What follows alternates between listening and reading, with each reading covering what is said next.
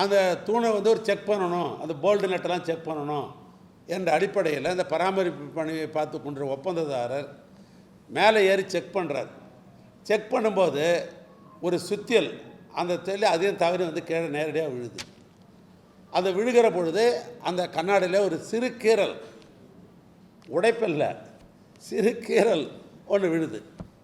அந்த சிறு கீறல் உழறதால் பயனாளிகள் யாரும் போகக்கூடாதுன்னு சொல்லலை. சுற்றுலா பயணிகள் தொடர்ந்து பயணித்து கொண்டிருந்தாங்க. அந்த ஒரு கீறல் விழுந்த இடத்துல மாத்திரம் ஒரு பிளாக் பண்ணிவிட்டு ஒரு பாதுகாப்பு அரணை அமைச்சிட்டு தொடர்ந்து பயணிகள் வந்து சுற்றுலா பயணிகள் வந்து கொண்டு தான் இருக்கா. அதனால் எந்த இதுவும் வரல. இந்த அரசாங்கத்தை பாராட்டுகின்ற சமூக வலைத்தள நண்பர்கள் நிறைய பேர் இருக்கிறாங்க. ஒரு சில இந்த அரசாங்கத்தை பிடிக்காத ஏதாவது ஒன்று பெருசாக ஊதுவாங்க இல்லையோ.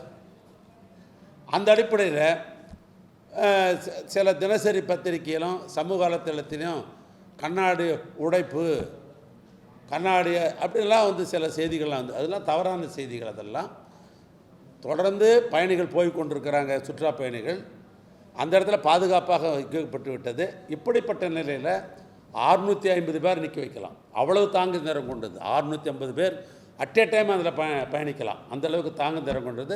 சிறப்பாக இருக்கிறது, உறுதியாக இருக்கிறது, பலரும் பாராட்டுகின்ற அளவுக்கு இருக்கிறது.